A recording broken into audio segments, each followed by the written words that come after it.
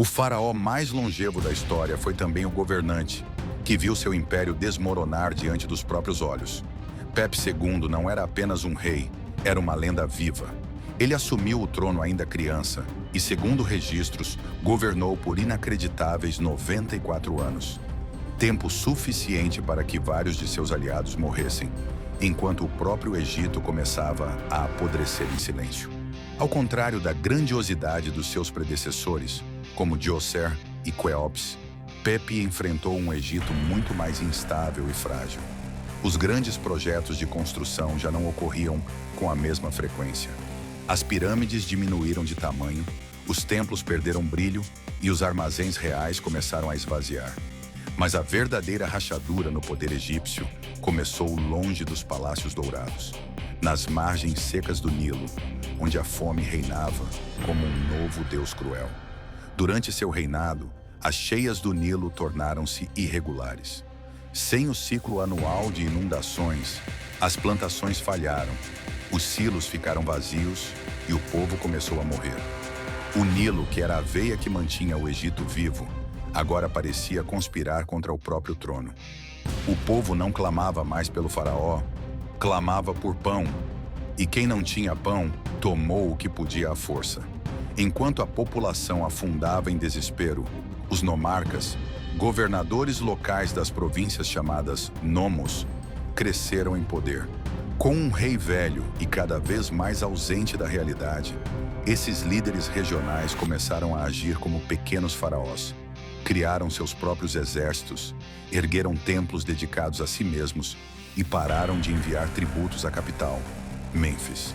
Pepi II já não controlava mais o país, apenas observava, isolado em seus palácios. O Egito entrou em colapso social. Rebeliões eclodiram no sul, templos foram saqueados, tumbas profanadas e até múmias de nobres foram violadas em busca de amuletos de ouro.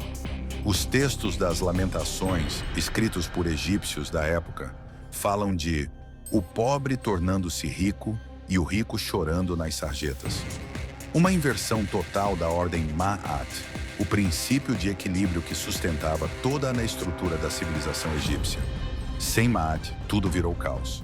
Cidades inteiras foram abandonadas e o Egito mergulhou em um vazio que nem os deuses ousaram tocar. O colapso do antigo reino foi mais do que um problema político. Foi uma implosão total do modelo de civilização que havia sustentado o Egito por quase meio milênio. As grandes construções cessaram.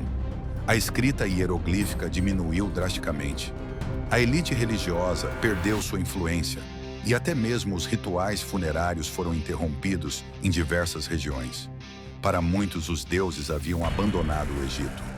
Pepi II morreu em meio a esse colapso, deixando para trás um país fragmentado e vulnerável. Não houve transição suave. O trono foi disputado por sucessores fracos e efêmeros. O Egito então entrou no chamado Primeiro Período Intermediário, uma fase de anarquia, guerra civil e fome generalizada, onde cada cidade lutava por si e a autoridade central era apenas uma lembrança do passado glorioso. Esse período durou mais de um século e o povo egípcio teve que reaprender a sobreviver em um mundo sem ordem, sem faraó e sem futuro certo. O Império das Pirâmides caiu, não com uma guerra estrangeira, mas com o silêncio dos deuses e o grito desesperado do seu próprio povo. A queda de Pepe II marca o fim do antigo reino, a fase mais icônica da história egípcia. Foi um colapso lento, silencioso, mas devastador. Não houve invasores estrangeiros, não houve um golpe militar, nem grandes batalhas finais. O que destruiu o antigo Egito foi a combinação mortal de fome, abandono político e quebra da ordem divina. Os templos estavam vazios, as ruas cheias de cadáveres e a população afundava em desespero. Tudo o que parecia eterno, as pirâmides, os rituais, o próprio conceito de faraó, virou pó.